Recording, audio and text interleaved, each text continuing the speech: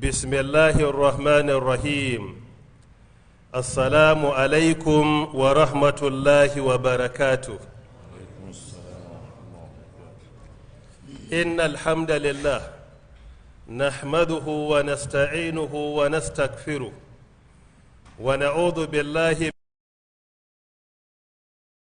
سيئات أعمالنا من يهده الله فلا مضل له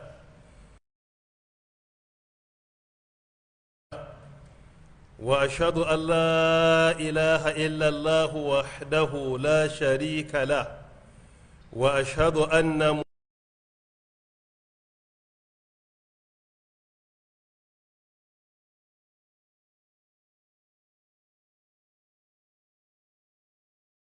وأنتم مسلمون.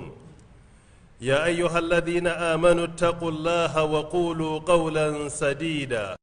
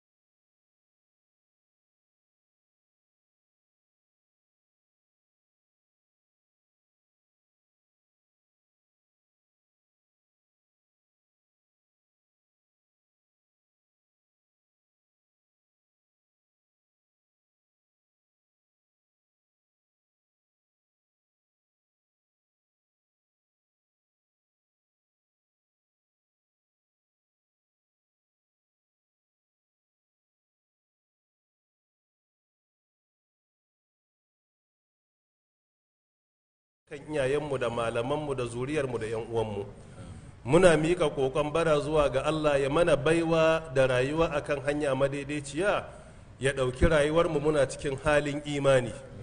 Ababe da yawa da suka dame mu a wannan ƙasa musamman abin da ya shafi tsaro, kuncin rayuwa, talauci, rashin haɗin kai, muna roƙon Allah ta'ala ya magance mana su. Harkar tsaro muna roƙon Allah ta'ala ya kawo mana ƙarshen su. Waɗanda suke ta da ƙayar baya ta ɓangaren kidnapping ko banditry ko terrorism muna roƙon Allah ya shirye su. Idan ba za su shiri ba Allah ya sa dukkan bala'in da suka kwaso Allah ya sa ya ƙare a kansu. Allah ya sa dukkan wutar da suka kunna ya zama su kaɗai za ta ƙona. Sauran bayin Allah da ke neman zaman lafiya Allah ta'ala ya zaunar da su lafiya. Waɗanda alhakin ke hannunsu jami'an tsaro kuma wajibi a ƙara ƙaimi. Idan muna addu'a kuma dole sai an hana ido bacci, an zo da strategies da babu dare babu rana don a kawo ƙarshen abun. Ta'ala ya tallafa musu akan haka. Kuncin rayuwa da ake ciki musamman a watan Ramadana muna roƙon Allah ta'ala ya ciyar da kowa da halal. Wanda yake fama da kuɗin makaranta ibadun da muke yi Allah ta'ala muke roƙo Allah ta'ala ya karɓe su. Za mu tashi a darasi na biyu a gabanin nan naga His Excellency Dr. Abdullahi Umar Ganduje Khadimul Islam ko ma'ana fi hadal masjid. Muna maraba da shi lale jabba ma alasai yanyan lijam noi kuɗe noi chomri noi piyapita noi sumaye to ala waɗu barka ala hokku sa'a insha Allah ala seni. Muna maraba ya samu rakiyar honorable sha'aban sharaɗa. Muna maraba da zuwanku. Muna aiki da wannan dama kuma mu isar da jaje da zuwa ga 'yan kasuwan jihar Kano wato kasuwar Singako wanda suka samu jarrabawa na gobara. Muna roƙon Allah ta'ala ya canja muku da mafi alkhairi. muna roƙon Allah ta'ala abin da aka rasa Allah ya kawo shi ninkin baninki. Dalilin wannan jaraba Allah ya ɗaukaka darajar ku duniya da lahira. Muna roƙon Allah ya kankare muku kurakuranku, ya ba ku lada ninkin baninki akan wannan jarrabawa. Allah ya sa kuma jarinku ya karu ninkin baninki dalilin wannan jarrabawa da mai imani bai zama Allah bai jarrabe shi ba, kamar yadda yake bakara aya ta 155 da 156 da 157. Imani yakan sa Allah ya jarraba mutum. Allah ya sa wannan jarrabawan dalilin imaninku ne Allah ya jarrabe ku. Dukkan wasu 'yan kasuwa ko wani mutum da ke cikin jarrabawa da ke jin mu ko da ba mu samu labarin jarrabawansa ba, muna masa fatan alkhairi da irin wannan addu'a din. Na biyu, muna aiki da damar muna ta'aziyya zuwa ga His Excellency Malam Ibrahim Shekarau, sardaunan Kano, bisa ga rasuwar Elder Brothers ko Malam Ɗahiru Shekarau. Muna roƙon Allah ta'ala ya gafarta masa ya ji kansa. Muna isar da ta'aziyya zuwa ga sardaunan Kano da kuma iyalan marigayi da 'yan uwansa na jini da kuma abokanansa da makwabtansa da dukkan wani wanda wannan rasuwa ta taba, da cewa inna lillahi ma akhadha wa lahu ma abqa wa kullu shay'in indahu bi ajalin musamma. A'azama Allahu ajrana wa ahsana aza'ana wa ghafara limayyitina. Allah ya gafarta masa, ya yafe masa, ya ji kansa. Allah ya sa can yafi nan. Allah ta'ala ya sa ayyukansa na kwarai su bi shi. Wurare da ya kasa Allah ta'ala ya yafe masa. Allah ta'ala ya ba mu guzurin tadda su. Na'am, Ibrahim yaya. An samu ƙarin tashoshi, tashan mota ko tashan hatsi? Ok, tashoshin yatsa labarai. Jiya mun tsaya akan na 53, yau zuwa na nawa aka samu? An samu zuwa na 68. Midiya da ke kwabarin wannan sako da muke karantawa daga nan Annoor, a yau darasi na biyu an samu ƙari sun kai guda 68. Na 54 shine Management of Star Times sun ɗauki nauyi daɗin kowa TV Star Times Channel 162 da 404 daga 12:45 na rana zuwa 1:45 na rana.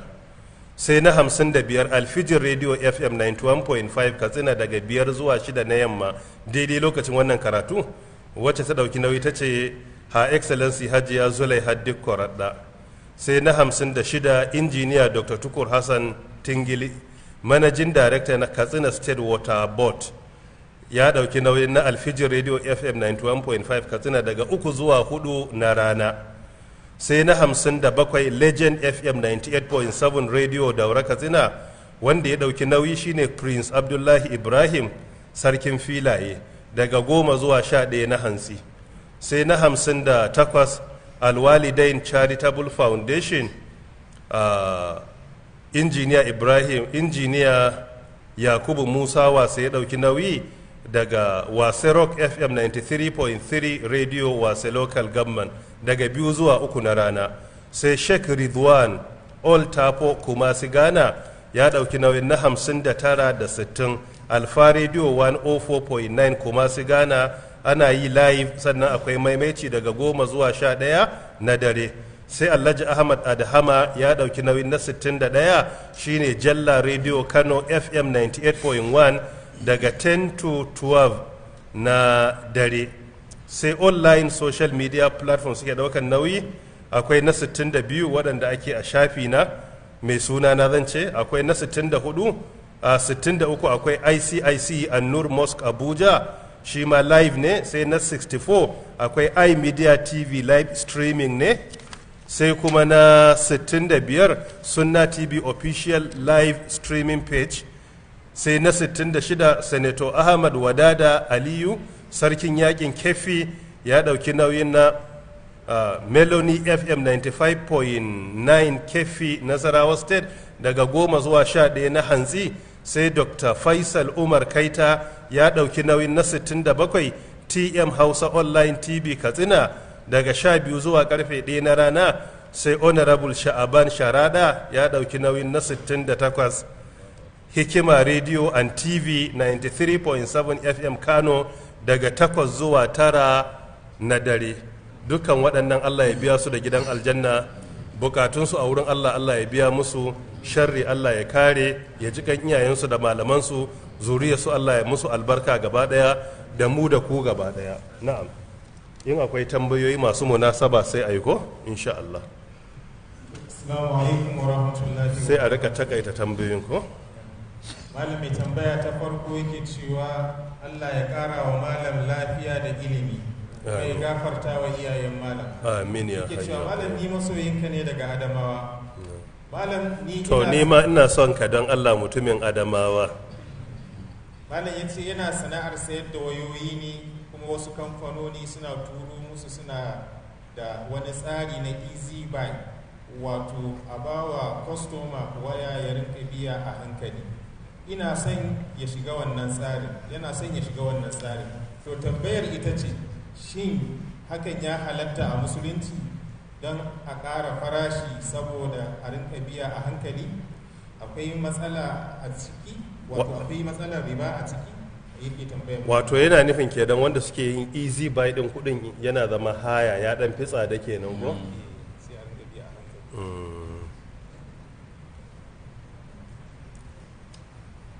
Akwai fatawa islamiyya, idan yadda ka faɗa daidai ne bisa ga fatawarsu cewa wannan ɗin ba haramun ba ne.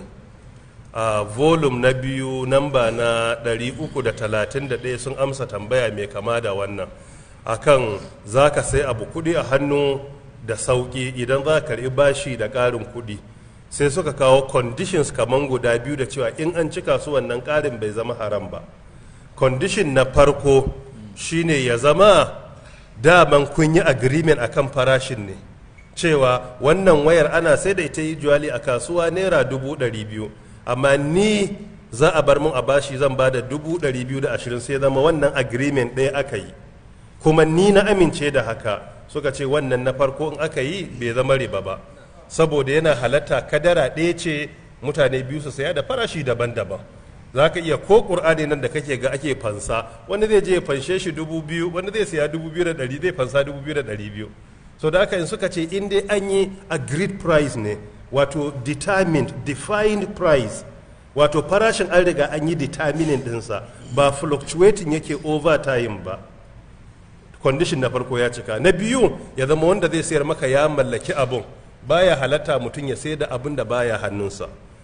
Idan ya zama ya mallaka shi yake da ownership, suka ce waɗannan sharuɗa biyu da suka cika iya nuna cewa wannan cinikin bai zama haramun ba, saboda kai ka amince ka saya a pricing ya sayar maka, kuma ƙur'ani ya amince da mu yi agreement na price a sayar. Ya ayyuhal ladhina amanu la ta'kulu amwalakum bainakum bil batili illa an takuna tijaratan an taradin minkum. Kaga an taradin minkum, suratul nisa aya ta 29. Kaga tunda kun yadda akwai agreement, shikenan kasuwanci ya kullu ya halatta.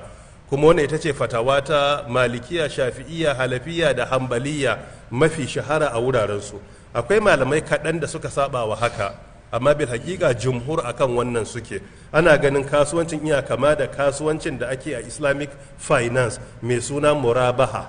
Kaga murabaha ai ana iya samun price din yana zama in za ka biya bashi daban, idan kuma za ka saya a hannu price din daban. Kai ne ka je ka samu bankin musulunci gida ne, in yanzu za ka saya miliyan 5, idan banki zai saya ya baka miliyan 5.5 sai ka karba, a nan ba riba ba ne, murabaha ne, ya halatta a saya a baka a kala riba kai ka saya. So wannan bai zama haramun, yana zama halal in an kiyaye. Wallahu ta'ala a'alam. Malam mai tambaya ta biyu yake cewa assalamu alaikum ya shek kuma professor. To waye zaga, waye gaya maka ni almajiri ne, ni gardi ne almajiri ko? Almajiri ne wannan. Akwai malaman suna na, amma mu almajirai ne. Zaton alheri da kamun da addu'a Allah ya karba. Yace Allah ya ci kan iyayen malam da na alaramma. Yake cewa malam menene hukuncin gayyatar abokin aiki wanda ba musulmi ba buɗe baki, saboda kullum idan suka haɗu sai ya tambaye shi yaya azumi. Daga mai kaunar ka dan Allah, Aminu Yusuf, babanta Azare Bauchi. To wanda kake roƙona don shi Allah, ina roƙon ya soka. Wannan fatawa lajinatu da'ima lil buhuthil ilmiya, wato permanent committee na fatawa da ke Saudi Arabia da ya tara manya-manyan malaman kasar, suna da fahimtar idan an kiyaye wasu sharuɗa halal ya gayyatan wanda ba musulmi buɗe baki. Sun yi fatawa ɗin a volume na 12, namba na 254 cewa halal ne ka gayyaci wanda yake ba musu ba, krista ko ba nasare ko ba yahude ko ma wani irin mutum zuwa ga buɗe baki gidanka. Suka ce na farko ya zama ka gayyata ne don nuna masa kyawawan ɗabi'un musulunci, saboda ya halatta mu yi abu don nuna kyawawan ɗabi'u. Shi musulunci yana karantar da zaman lafiya da kyautata mu'amala da taimakekeniya da tausayi da jinkai. Duk inda ka ga ɗabi'a koma bayan wannan to ba musulunci ba ne. In ka ga watsa gaba da ƙiyayya da cin mutunci da ƙazafi da sharri, wallahi ba musulunci ba ne. Amma musulunci karantarwarsa shine mu kyautata mu'amala ga wanda ba musulmi ba don ya gane kyan musulunci. Sun kafa hujja da cewa yana halatta a mu'amalanci wadanda ba musulmi ba da kyakkyawar mu'amala, musamman wanda ba sa cutar da ku. Allah ke cewa ame la yanhakumullahu anil ladina lam yuqatilukum fid dini wa lam yukhriju inna allaha yuhibbul muqsitina, cikin suratul mumtahana ko aya ta 8 zai zama, nam aya ta 8. Kaga anan Allah ya ce bai hana ku kyautata musu ba, ya gayyace ka gidansa cin abinci, matukar waɗannan manufofin ne masu kyau tare da kai, ya halatta ka je. Har suka ce kaddara ma kofin da ya kawo maka abin sha asalin kofi ne ta kasha tun da an ɗaure, mai yiwa kwanan da ya kawo maka ma kwano ne da yake cin abinci wanda ya halatta ka ci, saboda mai duk mai dalili duka manufar kyautata mu'amala. Kyautata mu'amala yana shine mafi the most effective way da ke sa a gane kyan addinin musulunci. So da aka mu kiyaye waɗannan ka'idodi din, suna da matukar muhimmanci. Don haka in ka gayyace shi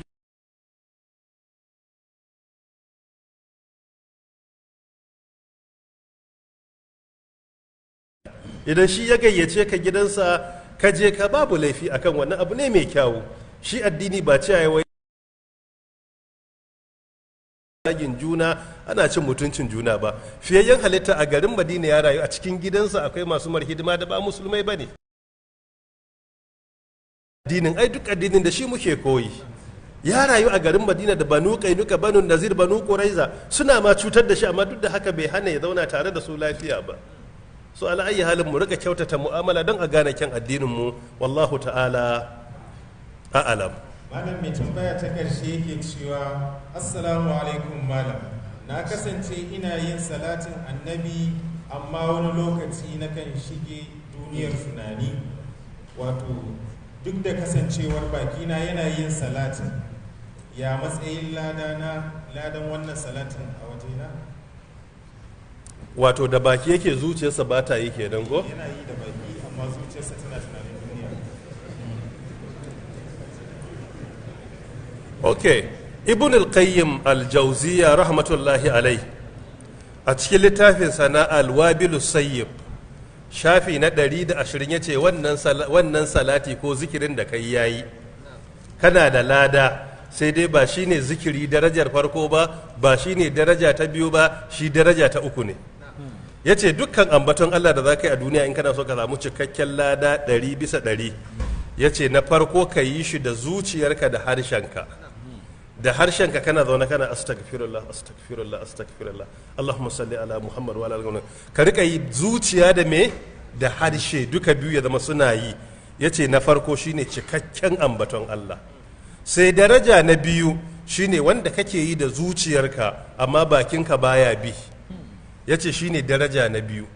Sai daraja ta uku shi ne wanda baki yake yi amma zuciyar takan dan gafala, tana dan tafiya yawo, ta tafi kasuwa kaza, ta tafi kantin kwari, ta tafi kasuwar Wuse, ta je kasuwar famfo a Pantami, ta fito ta je ƙauyen Mambila, ta tafi kasuwar Gwallaga, ta zo ta tafi kasuwar Jeka da Fare, ta tafi kasuwar yan waya ko?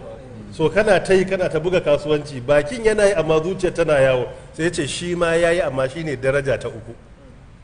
Ala ayi halin wanda ake so mu rika ambaton Allah da bakinmu da zuciyarmu. In bai yi ba mu zo ta biyu zuciyar ta rika yi, in bai yi ba da a zauna a yi ta hamma, to gara a yi na ukun da bakin ya rika yi, ko da zuciyar ba ta iya bin wannan. saboda yawan ambaton Allah babbar ibada ne. Ga hadisi a cikin sunan na Imam At-Tirmidhi rahmatullahi alai, annabi tsira da abinci sabbata a gare shi wani dattijo ya zo ya same shi ya ce inna shara'i'al islami qad kathrat alayya fa ausini, shari'o'in musulunci karantarwar sun mun yawa manzon Allah, ka karantar da ni dan wani easy way da zan rika bi, abu mai sauki da zan rika tara lada. Sai ya ce mars mai la yazalu lisanuka ratiban bi dhikrillah, karka yadda ka bar harshenka ya bushe daga ambaton Allah. Wannan hadisin iya Tirmizi hadisi na 3375. Karka yadda ka bar harshenka ya bushe daga ambaton Allah. Kaga tun da harshe yana ta yi bai tsaya ba dare babu rana, ai dole wani lokaci zuciya ta tafi yawo. So masu yawan ambaton Allah ana dan samun on and off, amma dai matukar ana samun lada. Kuma yadda ka faɗa akwai wasu al'amura da zan mana wasiya da su, wallahi azim idan ka rike su ko baka roki Allah akan bukatar ka ba, sunna ce ta Allah, Allah zai biya maka. Kaga na farko mutumin da ke yawan salatin manzon Allah sallallahu alaihi wasallam, ko bai daga hannu ya ce ya Allah buɗa min a kasuwanci na ba, Allah ka sa na samu aiki, ya Allah ka bani kaza, wallahi ko bai ba in yi shagaltu da yawan salati Allah yana amsa masa. Shi Allah sai ya biya maka. Duba littafin Jala'ul Afham fi fadlis salati wa salami ala khairil anam. Kai ta salati ga fiyayyen halitta, ko baka faɗi damuwarka ba Allah ta'ala yana riskan zuciyarka ya biya maka. Na biyu yawan istighfari, astaghfirullah ko astaghfirullah wa atubu ilai, astaghfirullah wa atubu ilai. Mai yawan istighfari ko bai faɗi damuwarsa ba Allah yana biya masa damuwarsa.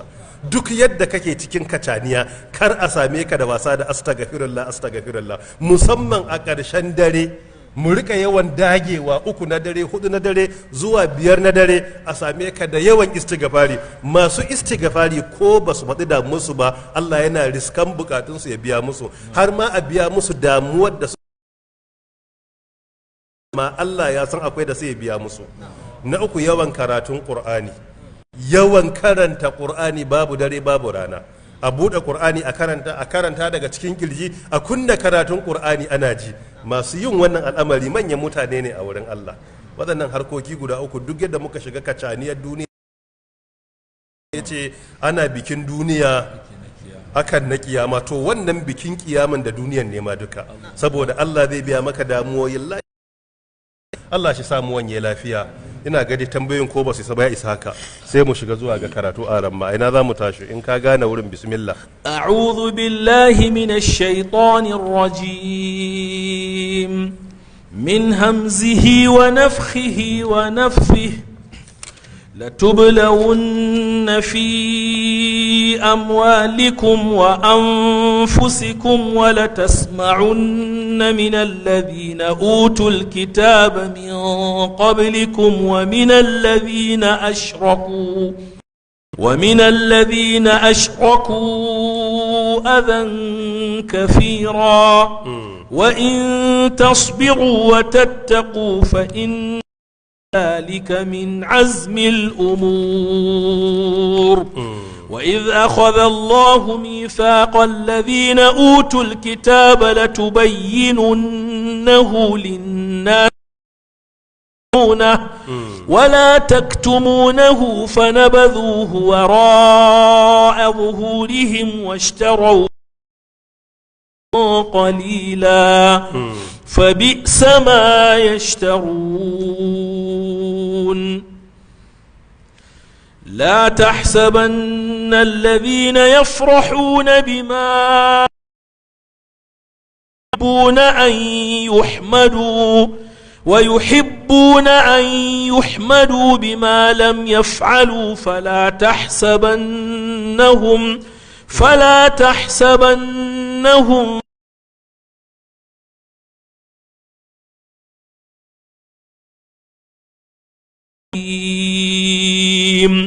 ولله ملك السماوات والأرض والله على كل شيء قدير. جزاكم الله خيرا. الله يقول لتبلون في أموالكم وأنفسكم ولتسمعن من الذين أوتوا الكتاب من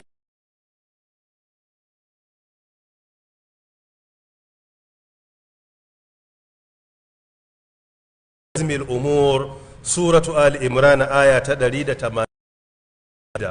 Allah ya ce latubulawunna, wallahi za a jarrabe ku fi amwalikum a cikin dukiyoyinku wa anfusikum da a cikin kawunanku, lafiyarku ko mutuncinku.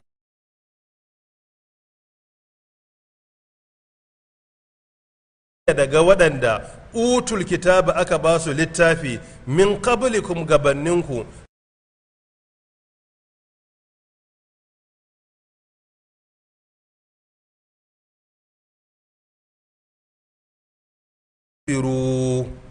in kun yi haƙuri, watattaku kuka yi takawa cikakkiyar biyayya zuwa ga Allah, fa inna zalika lalle wannan min azmil umur, iya da zai sa Allah ya ɗaukaka darajar ku a duniya da lahira. Latubulawunna, wannan tubulawunna kasami nawa ne a ciki? Guda biyu, wanne da wanne?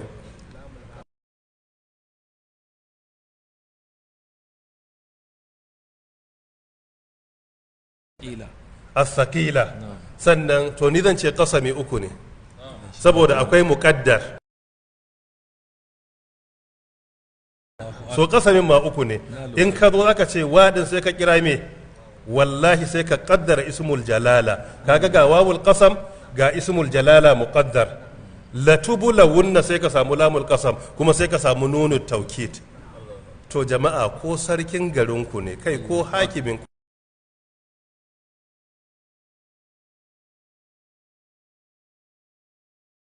dan babu dalili sarkin ga sai ya maka rantsuwa.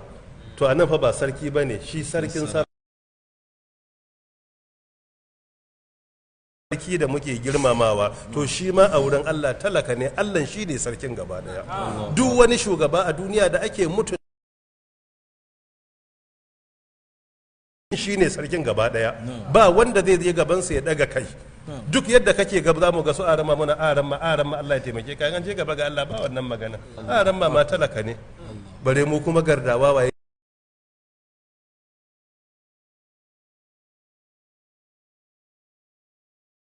ne distinguished, wadda yake na ga sanata ya shigo kuma sanata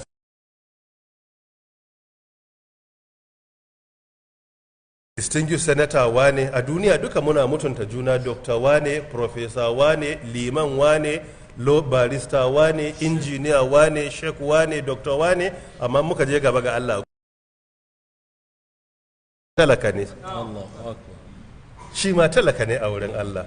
So anan Allah da kansa ya mana rantsuwa uku, ya ce wallahi na rantse da izzata da buwayata, talla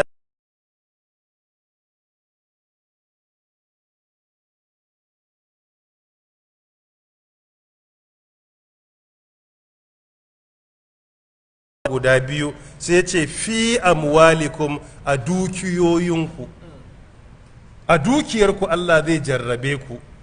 Wato jarraba a dukiya ba abin da ya faru da 'yan kasuwar singa ya shiga cikin me, latubulawunna fi amwalikum din, wallahi za mu jarrabe ku a kasuwa, a dukiyoyinku. Shi yasa duk wanda ya saba kasuwa ya san wataran za a ci riba, amma wataran za a faɗi. Shi yasa 'yan boko ya kasuwa ba, shi dan boko da ya saba aikin albashi kullum, idan ana mar bayanin riba ana samun 10%, wata ran za a samu, to akwai return mai kyau. Daga ka matsa gaba sai ka ce amma wata ran ana faduwa, sai ce okay to bari a bari zan yi shawari da hajiya, saboda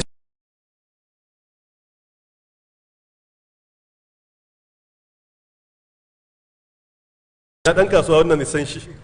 Dan kasuwa zai tashi daga kasuwa ya je Kano ya saro kaya, ya je China ya kawo, zai ci riba sau 10, karin ma a rasa kashi 80 cikin 100. Wani kayan a hanya masu ya lalace gaba ɗaya bai da ba, kuma haka zai ƙara tsunduma kasuwar ya ci gaba da yi. Sai alkafura, a nan al'imani ne, sai al'imani sai koma kuma ya ci gaba da yi, kuma bayan shekara ɗaya ya mamanta da me ya faru. Amma shi dan boko ya je ya aikin a biya shi, bai samu zuwa ba a biya shi, bai da lafiya ana biyansa, yayi yajin aiki a hana salari, in ya koma sai ya ce sai an biya, kuma ana tsoronsa dole a biya shi. In ya gama aikin ma a biya shi, wani ma idan ya gama aikin da albashinsa yake tafiya 100%. In kira sunayensu? Ga sai an faɗa wa baki na alaikum. In ma mai appointment ne sai a ce akwai severance package. Dan kasuwa duk bai san wannan ba. Shi komai zai buga ne kawai yayi tokar ga Allah ya shiga. To yasa jarrabawa a dukiya is inevitable. Kuma jarrabawa fa a dukiyar mu kiyaye. Akwai jarrabawa fa ta alheri akwai da shari. Shi Allah idan ya ƙara maka ribar kana da jarin miliyan 1 a shekara ɗaya dawo miliyan 50 jarrabawa ne.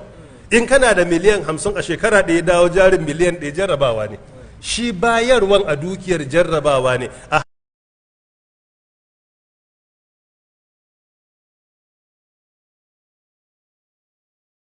ذائقة الموت ونبلوكم وإلينا ترجعون. الله يقول ونبلوكم بالشر والخير فتنة. أتكين سورة الأنبياء آية 35. ونبلوكم منا جرباكو سيتي بالشر دا شر والخير دا الخير سيتي دوكا جربا واني كما فتنة ني daga gare shi. So a ka'ida jarraba a dukiya mun fi kallon rashi da tauyewa a matsayin jarrabawa ne. Dalili shine mafiya yawa an fi samun talaka da bin Allah akan mai kuɗi. Kuma an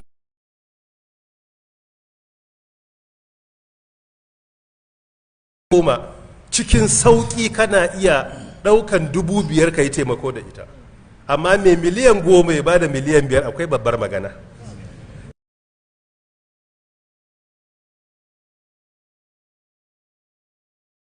Ruwa kudin na karuwa rogo tana me wallahi akwai wanda idan zai cire zaka in ya buga sai kansa ya sara 1/40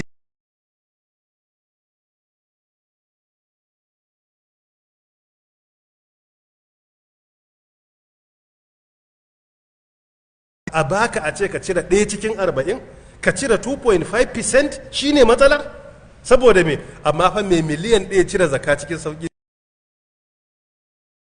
100 sai ya ƙara dubawa. To shi yasa jarrabawa ne kuma Allah yana baka rowar ka tana karuwa kuma fitina ce da bala'i duk wanda ma dauke shi a jarrabawa. Wani lokaci jarrabawan da ke cikin dukiya ya fi jarrabawan da ke cikin talauci. Kuma an fi yin nasara a rayuwa da kunci fiye da wadata. Shi yasa ko juriyar karatu 'ya'yan talaka sun fi 'ya'yan masu kuɗi. Maraya ya tashi ba uba a cikin wahala ya fi zama mutum ya tashi ya nema fiye da wanda ya gada a wurin babansa. In ka tashi ga gidanku akwai komai in ba a yi zacewanka gaba daya to me za ka wahala a kai amma wanda ya tashi ya ga babu dole ya tashi ya je ya nemo. Shi yasa jarrabawa a dukiya a bayarwan jarraba ne a hana jarrabawa ne kuma wa fi anfusikum da akawunan ku latubulawna fi amwalikum wa anfusikum akawunan ku ma kin sayarwa jarrabawa ne dan wani da lafiyar yake sabon Allah yanzu wani yana nan lafiyayye kaman wani kuma iyanan ba lafiyar an yi ya ajiye ce haba azumin nan ne ba zan iya ajiyewa ba ayi ce shi ba zai iya ba saboda mai imanin ya shiga zuciya. Marar lafiya na azumi mai lafiya yana sabon Allah ya bin Allah. Wani bai da lafiya za a ɗauke shi a wheelchair a kai shi sallar ɗinsa ya je gidan sabon Allah ya biya ya shiga don ya sabi Allah. So yadda jinya take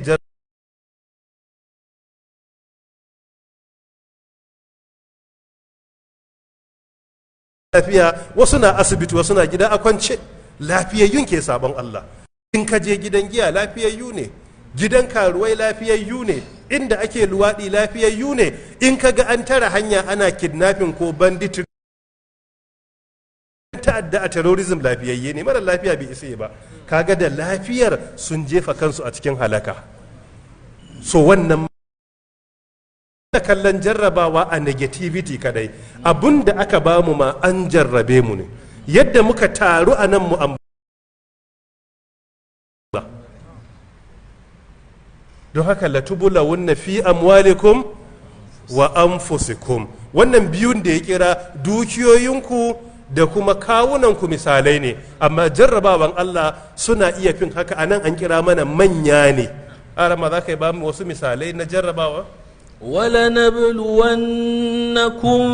بشيء من الخوف والجوع ونقص والأنفس والثمرات وبشر الصابرين الذين إذا أصابت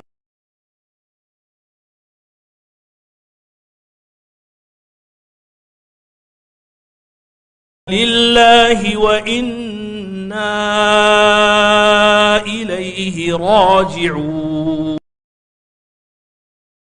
أولئك عليهم صلوات من ربهم ورحمة وأولئك المهتدون. جزاكم الله خيرا. wannan bakara aya ta 155 da 56 da 57.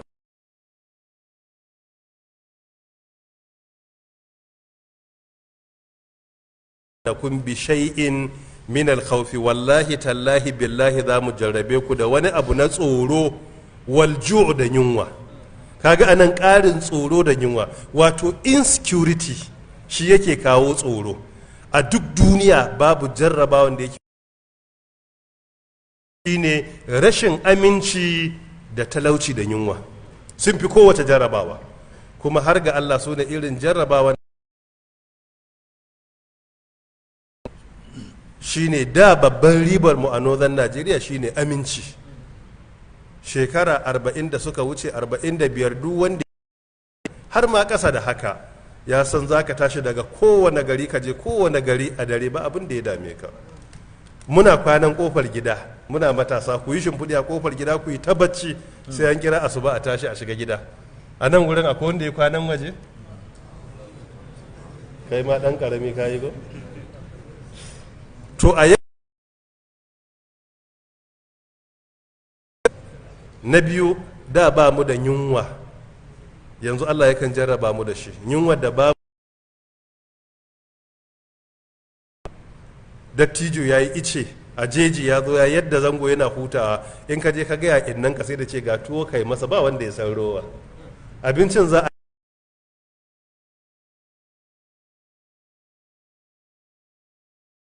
an yi shedulin cin abinci don kada a kawo ka ci. Kuma abin takaici magabatanmu ba su da olsa, mu ga tsabar yunwa na olsa.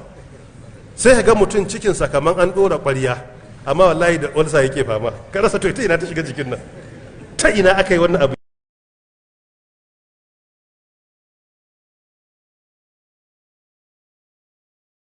Muhammadun Rasulullah sallallahu alaihi wasallam. Shi ya sa tsoro kawo su ne mafi jarrabawa da Allah yake wa society. Tsoro da yunwa ya zama babu aminci da Allah.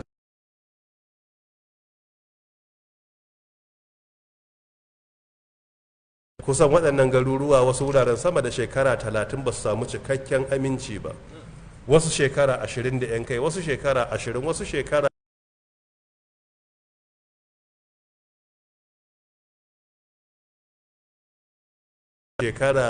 maybe 17 baya. Akwai lokacin da sallan jam'i ma ba a fita. Masallaci ya zama kufayi, sallar in za a yi sai an zo an yi layi, ana sacin mutane, ana sa na'ura tukunna kake shiga masallaci, sai a yi dogo.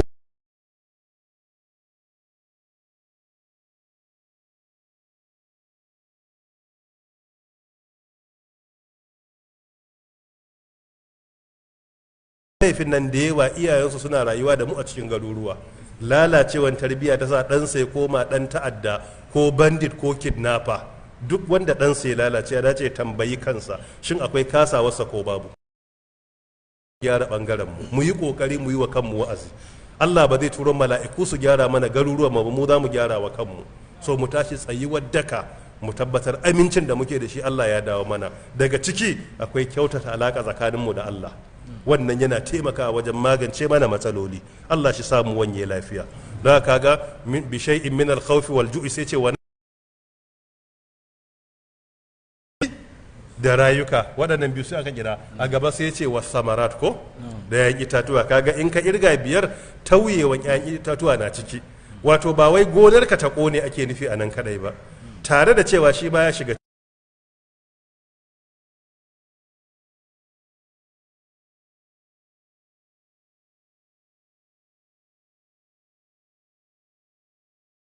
kawai bilghadati wal ashi ne, amma yanzu muna iya cin sau 3 ko sau 4.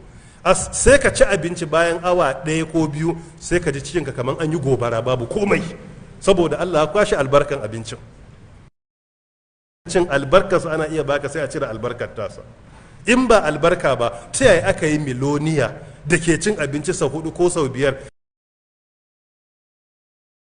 da dropping din HCl akan intestine dinsa, kuma ya samu intestine din empty.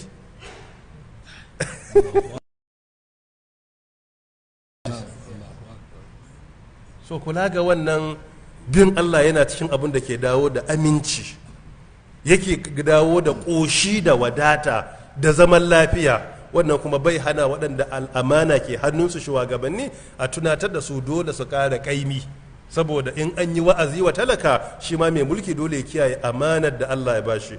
Don constitution na Najeriya ya bayyana responsibility shugaba, the primary responsibility of government is the security and welfare of its people, kamar yadda yake section 14 subsection 2 article B. So da haka duk shugaba da yake da executive power, mafi girman nauyin da Allah ya dora masa shine aminci da walwalan talakawan da ke karkashinsa. Duk wani haƙƙi bayan wannan ne constitutionally, a tabbatar talaka ya samu aminci, na biyu kuma ya ƙoshi. Shi yasa human development, human empowerment babu asara ko nawa aka kashe don talaka ya zama mutum mai cin gashin kansa. Koya wa 'ya'yanmu sana'a, biya musu kuɗin makaranta, ba su jarin kasuwanci, wallahi ya fi komai muhimmanci wajen development na al'umma, society ya zama ya rayu da kansa. Reviving industries don a samar da ayyukan yi muhimmin abu ne. Mu tabbatar kamfanoni an farfado da su. Kamfanonin da ke northern Najeriya shekara 30-40 sun fi na yanzu yawa. Yanzu an bar mu mafiya yawa an kaga an ce kamfani 3 ne. Na farko yin pure water, na biyu yin biredi, na 3 rice mill. Amma da northern Najeriya yadi ana iya yin kowane iri, kere-kere ana yin su, ba a mana importing kofa ko window, mu muke yi wa kanmu. Ko me kake bukata da akwai, but yau kuma mun zama consumers. Window da kofa sai an je an kawo ta daga China ko an kawo ta daga Turkiya, ko muna zaune muna fama da unemployment da unemployability. Muna zaune akan kudin, ba za mu yi tashi mu yi thinking out of the box, mu yi solving abin da ya dame mu ba. Mun zama consumers, ba mu iya producing komai. Ta yaya za a ci gaba da haka a duniya? Ta yaya za a magance matsalar rashin aikin yi? Ba zai yiwu ba. So dole sai mun canja tunani. Allah shi samu wanye lafiya. wala tasma'unna min alladhina utul kitaba min qablikum wa min alladhina ashraku adhan kathira. Allah ya ce wala tasma'unna, wallahi za ku yi ta ji. Anan ma ya ƙara mana rantsuwa daga waɗanda aka ba su littafi al-yahudu wan nasara min qablikum gabanninku, wa min alladhina ashraku, da waɗanda kuma asali suka yi wa Allah shirka, ba su bautan Allah shi kadai sai sun tarayya. Allah ya ce za ku ji azan, cutarwa kathira mai yawan gaske. Wannan tun a zamanin sahabbai sun ji cutarwa da yawa. Annabi sallallahu alaihi wasallam an cutar da shi da yawa, an bakanta shi, an ƙaryatar da shi, an tozarta shi. A wasu wurare Allah ma ya ba shi haƙuri, wani wuri Allah ya ƙaryata wanda suka cutar da shi din. Da makamanta su arama ba mu misali ko da kwadi a Qur'ani. ولقد نعلم إنه ليحزنك الذي يقولون فإنهم لا يكذبونك ولكن الظالمين بآيات الله يجحدون ولقد كذبت رسل من قبلك فصبروا على ما كذبوا وأوذوا حتى أتاهم نصرنا ولا مبدل لكلمات الله ولقد جاءك من نبأ المرسلين. jazakumullahu khaira. Wannan zai zama cikin suratul an'am aya ta 33 da 34. qad na'lamu innahu la yahzunuka alladhi yaqulun la yukadhibunak walakinna adh-dhalimina bi ayati llahi yajhadun. Allah shi annabi Muhammad sallallahu alaihi wasallam yace hakika muna sani abinda suke gaya maka annabi yana bata maka rai. Saboda me? Saboda ahlul kitabi wal mushrikuna wal munafiqun kullun abinda suke ko me annabi ya faɗa sai su ce ƙarya yake. Wata ran ya faɗa su ce shi mawaki ne, wata ran su ce matsafi ne. Duk kalmar batanci a duniya babu wanda ba a jingina wa annabi Muhammad ba sallallahu alaihi wasallam. Allah ya ce fa innahum la yukadhibuna bi ayati llahi yajhaduna. Sai dai azzalumai da ayoyin Allah suke jayayya. Yace wa laqad kuzzibat rusulun min qablika fasabaru ala ma kuzzibu wa udhu hatta atahum nasruna. Allah ya ce hakika an ƙaryata annabawan da suka rigaye ka. Babu annabin da Allah ya turo face an samu wani a zamaninsa ya kalli idonsa ya ce kai makaryaci ne. Annabawan da Allah ya turo. Shi yasa idan kana karantar da addini aka ce maka mahaukaci kai ka san ba mahaukaci bane kada ya dame ka, an gaya wa annabi. In an ce mawaki an gaya wa annabi, in an ce ma makaryaci an gaya wa annabi. Amma me Allah ya ce walaqad kuzzibat rusulun min qablika amma fasabaru ala ma kuzzibu wa udhu hatta atahum nasruna. Suka yi hakuri akan ƙaryatawa, aka cutar da su, suka yi hakuri har nasara ta zo gare mu. Nasarar mu ta je zuwa gare su. Don haka wajibi ne a duk abin da kake na al'umma don an tozarta ka ko an zage ka ko an ƙaryata ka ko an kira ka mahaukaci, in ka san ba haka kake ba wannan kare sa ka ja da baya ka ƙara kutsawa a cikin aikin alherin.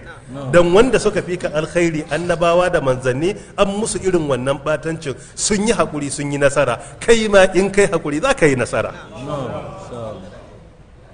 Mafhum?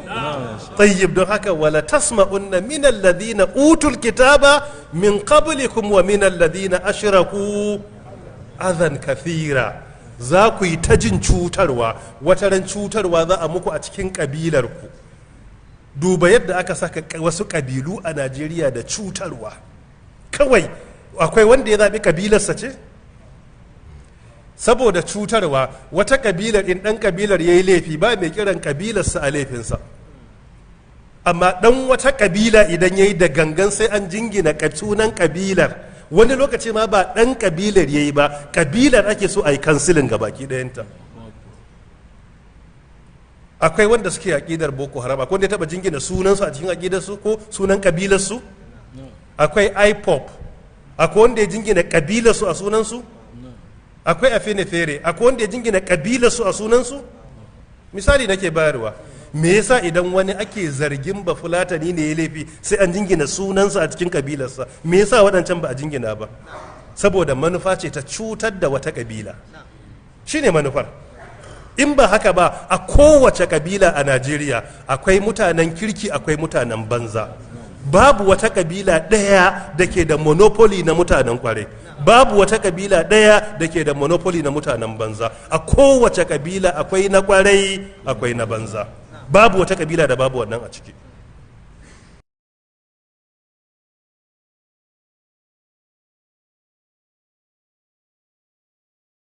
Thira, a cutar da ku a kabila, a cutar da wasu kabilu akan wasu, kuma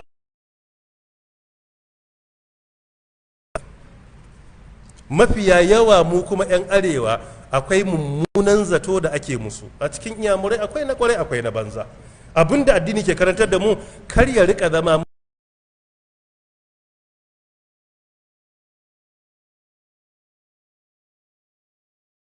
kin ɗari na kwarai, to ya dace wannan kwaya ɗayan mu masa kara, mu aibata masu laifin ba kabilar ba, mu aibata bandit,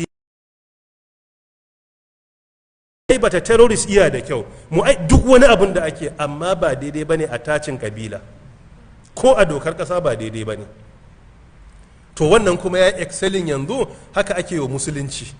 Duk inda a zamanin sahabbai da baki ake da wake, to yanzu kuma media ne. Ka je online ka ga abin da ake a Twitter wanda muke cewa X a yanzu. Ka ga yadda ake kansilin musulunci musamman a wasu kasashe. Akwai bincike da Islamic Council of Victoria suka yi a Australia, can Australia inda bahaushe ke cewa bangon duniya, Australia da New Zealand su ne kasashen ƙarshe a duniya. Binciken da suka yi suka samu 85 to 86% na duk abin da ake na islamophobia, aibata musulmai, yi musu karerai, zagin manzon Allah, toza ka Birtaniya. A ciki India kadai ta dauki 55%. Wallahi wani lokacin kaga yadda ake yi a kiwa musulmai adalci abin sai ya baka tausayi. Shi yasa wajibi ne musulmai a yanzu a Northern Nigeria dole da al'ummar ma arewa gaba daya sai fa mun ba wa midiya muhimmanci, saboda ana canja narratives. Yau midiya tana mai da ƙarya gaskiya, ta mai da gaskiya ƙarya. A Najeriya an ka ɗauki midiya guda 10, kwaya na farko a talabijin kwaya ɗaya ne na gwamnati shine NTA, guda 9 dukkaninsu na kudanci ne, babu guda ɗaya arewa.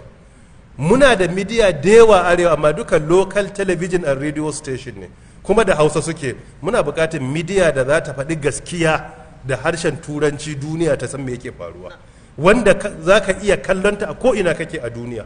Amma sai muna buɗe talabijin, babu laifin mu buɗe talabijin da yake covering state, amma matsalar mu idan ma muka buɗe sai mu ƙare ne wajen cin kafar juna. Wane yana sukan wane ya kafurta wane ya shirkantar da wane, sai mu yi ta gaba ta addini, gabar siyasa, gabar bangaranci.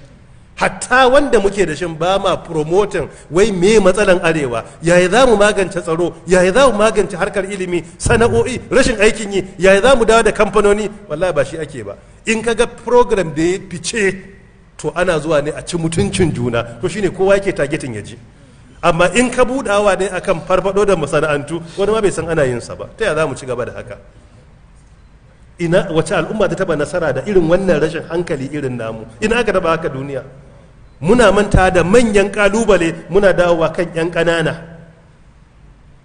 Ana cikin babbar matsala sai a yi ta musu akan wance ta yi aure a bikinta an kashe kaza, wane ya yi aure bikinsa an kashe kaza, ranka da bikinsa da bikinta. Shi ne matsalar ta dame mu?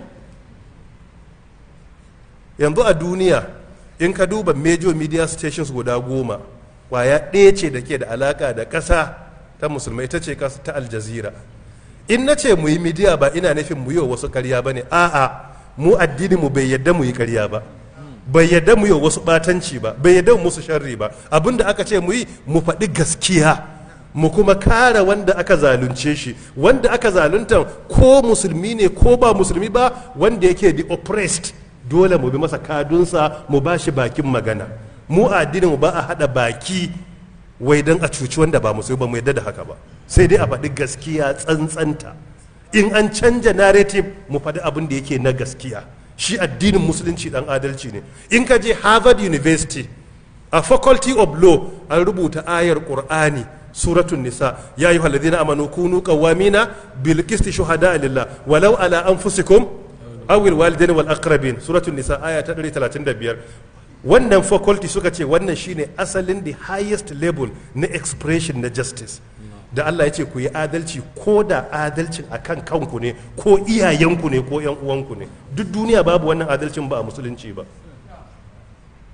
So da haka dan mun ce ai media ba ana nufin ai wasu karya ba, a'a, amma kar mu yadda a mai da mai laifi marar laifi ya koma mai laifi, ba daidai bane. Rashin media ya kwarar da mu. Yanzu a duniya in ka dauka BBC World suna service yanzu, in ka dauka kusan 24 hours suna da coverage na akalla mutum miliyan 320 da ke jin su live every day. Al Jazeera yanzu suka ɗanyi breaking, suka zama suna da 310 a duniya, followed by CNN International, zuwa kuma na 4 Reuters, na Press, zuwa ga na 6 Sky News, zuwa ga na 7 abin da ya shafi na 8 France 24, zuwa na haka duk idan ka bi su za ga in banda Al Jazeera babu wata ƙasa da ta saura ma take ƙoƙarin bawa masu rauni muryar magana sai su ne kawai suka ɗan daure suke ƙoƙari. Ka duba irin kisan gilla da aka yi wa musulmai da kiristoci a Palestine tun 2022 ake to date. wannan nake magana ba wai a history ba. Aka yi documenting genocide ko ka ce holocaust da a tarihin duniya ba taɓa yin irinsa ba. Life ake nuna ana eliminating entire generation a ƙasa, duniya tana kallo. Inda babu su ba za ma mu san me ke faruwa ga ainihin masu rauni musulmai da kiristoci a Palestine ba za ma mu sani ba, dalilin su aka sani. Baya ga wannan akwai bincike da ya shafi wannan, duka yana da alaka da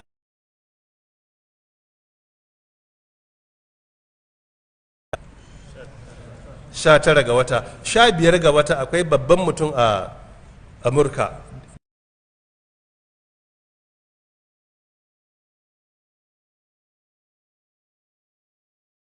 sai dai sunansa yana farawa da R ne, sunan babansa na farawa da F, wato ainihin surname dinsa. Wani ya ga musulunci a Twitter cewa yayi, when they force us to choose the choice between dogs and Muslims,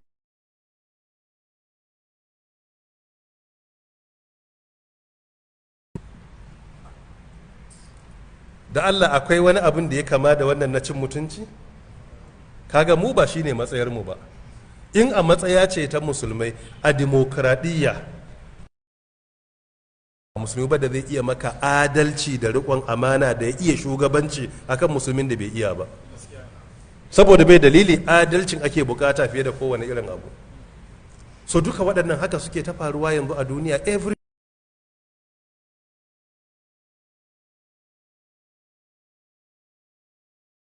attack da hate speeches da ake a duniya 55.6% akan musulunci yake karewa da musulmai, tare da cewa official addinai a duniya sun kai guda a yanzu da muke magana sun fi 4,000, to amma addini ɗaya da mabiyansa su ake yi wa wannan munanan maganganu 55 cikin da ɗigo shida cikin 100 a duk duniya.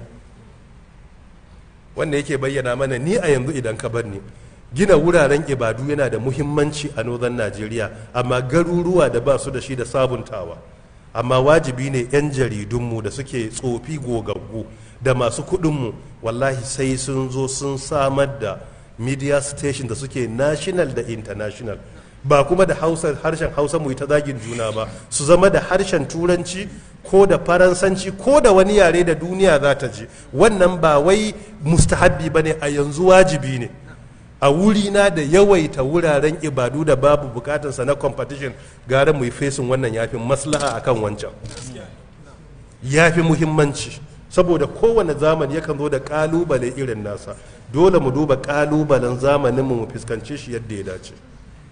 In ba haka ba to za mu wayi gari gaba ɗaya muna zaune mu ne muka cutu kuma mu ake gani muka cutar da wani, kuma ba haka ba ne. So da hakan an yi midiya a kiyaye, ba kuma a yi ƙarya ba, a'a a yi da manufar faɗan gaskiya da kuma isar da saƙonnin gaskiyar labari. A wannan midiya ɗin ko mu muka yi kuskure mu faɗa, don mu addininmu na adalci ne. Allah ta'ala shi samu wanye lafiya. Don haka tasma'u adhan kathira, za ku ji cutarwa da yawa. Sai Allah ya ce wa in tasbiru wa tattaku, in kun yi haƙuri kuka yi takawa, abubuwa biyu ne. Na farko haƙuri uku ne. Ku yi haƙuri akan bin Allah, ku yi haƙuri akan nisantan sabon Allah, ku yi haƙuri akan abin da Allah zai kaddara muku mai daɗi da marar daɗi. Wa tattaku, kuka yi takawa. Haƙuri iya da muhimmanci, saboda muhimmancinsa malaman adadi suka ce haƙuri ya zo a ƙur'ani sau 103. Allah yana ce mana mu yi haƙuri. Wa tattaku, mu yi takawa, cikakkiyar biyayya zuwa ga Allah. Allah ya kira sau 258 a ƙur'ani. Wa in tasbiru, babu abin da ake nasara da su a duniya kamar haƙuri da takawa. Annabi Yusuf da haƙuri ya yi nasara, ya yi haƙuri akan bin Allah, yana gidan yari yana wa'azi, ya yi haƙuri akan ƙaddara wadda Allah ya masa, aka jefa shi a rijiya, ya yi haƙuri, ya yi haƙuri wajen nisantan sabon Allah. Matar sarki ta kira shi da zine ce ba zai aikata ba. Kaga dukkan haƙuri uku ya yi, sai Allah ya ɗaukaka darajar Yusuf. Don haka wa in tasbiru wa tattaku fa inna zalika min azmil umur, wannan yana cikin manyan al'amura shine ba za a yi nasara akan ku ba. Arama za ka yi bamu misalin aya ko da karshen muhallin shahid ka takaita saboda lokaci. in tamsaskum hasanatun tasuhum وإن تصبكم سيئة يفرحوا بها وإن تصبروا وتتقوا لا يضركم كيدهم شيئا إن الله بما يعملون محيط. wannan Ali Imran aya ta 120 muhallu shahid anan yace wa in tasbiru wa tattaqu fa inna dhalika min azmi al-umur 186 can sai yace wa in tasbiru wa tattaqu la yadurrukum kaiduhum shay'a. Duk in kun yi hakuri kun yi takawa duk abin da suka shirya ba za su yi nasara akan ku ba. Shine in fa inna dhalika min azmi al-umur din shine Allah zai kare ku. So mu zo masu haƙuri wajen bin Allah, mu zo masu takawa. Idan muka yi wannan duk sharrin da aka nufe mu da shi Allah ta'ala zai kare mu kuma ba shi yasa Allah ya ce lai yadurrukum illa adha a Ali Imran aya ta 111 kaga baƙaƙen maganganu da jifa da ƙazafi da ɓatanci. Amma mu a ka'ida ko an mana ba ma saka sharri da sharri ba zai mu ce waɗanda ba musulmai ba sun mana ƙarya mu ban rubu musu bai halatta ba sai dai mu saka musu da alkhairi ban misali ولا تستوي الحسنة ولا السيئة ادفع بالتي هي أحسن فإذا الذي بينك وبينه عداوة كأنه ولي حميم وما يلقى إلا الذين صبروا وما يلقاها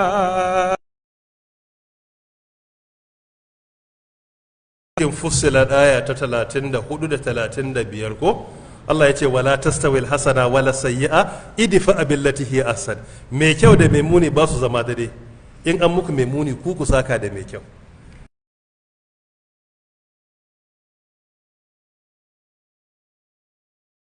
Musaka da mai kyau Allah ya ce wannan yakan mai da abokin gaba ya zama masoyi amma sai ce wa ma yulaqaha illa alladhina sabaru wa ma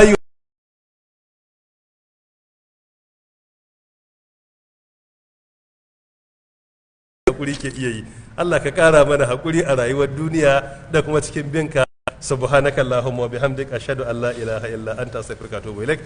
Allahumma salli ala Muhammad wa ala ali Muhammad kama sallaita ala Ibrahim wa barik ala Muhammad wa ala ali Muhammad kama barakta ala Ibrahim wa ala ali Ibrahim